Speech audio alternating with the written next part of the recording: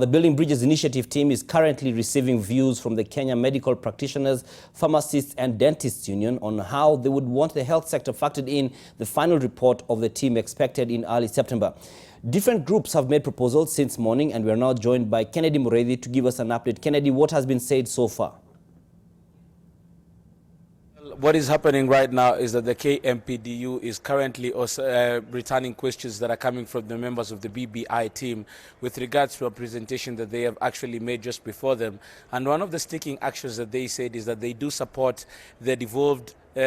system whereby health is devolved in counties. The only thing that they are calling for is the strengthening of that devolved system where the counties are given enough resources to make sure that the healthcare does not break at any one particular time. So they are very consistent on this matter. But on the other matter that we've actually had the KMPDU actually say very much, and they do want, is that they want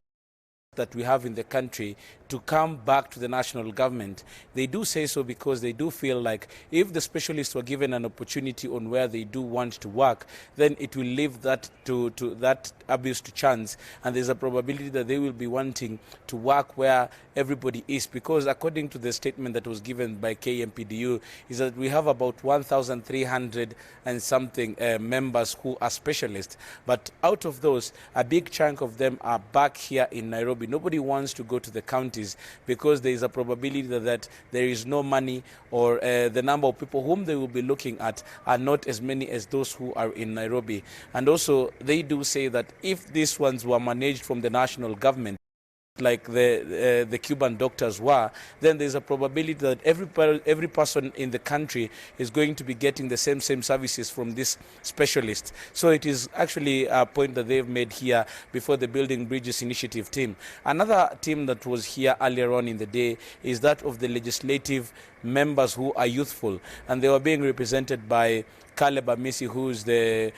Member of Parliament, and they came with a raft of proposals that included the creation of the position of the Prime Minister. One of the proposals that they were making is that the Prime Minister be the person who is going to garner the second largest number of votes in any election, but also they themselves saw that they had agreed that they are going to have different documents, and in this document there are those who are also proposing that the Prime Minister is one who is elected in Parliament. Then there was also one that they, being members who represent the youth, they were of the opinion that the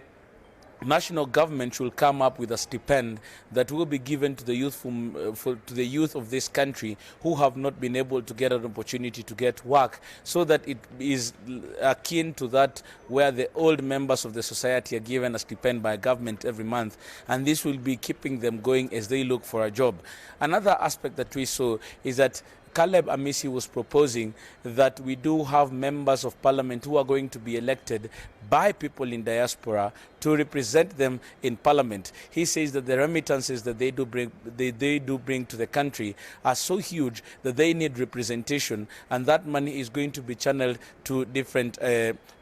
works here in the country. So what are his proposals? He is proposing that a member is elected in the National Assembly, another member is elected in the Senate, and 47 members are elected in the 47 county assemblies that we do have, so that they are a link between the diaspora and the particular counties that they do represent. So these are just some of the proposals that are coming from this particular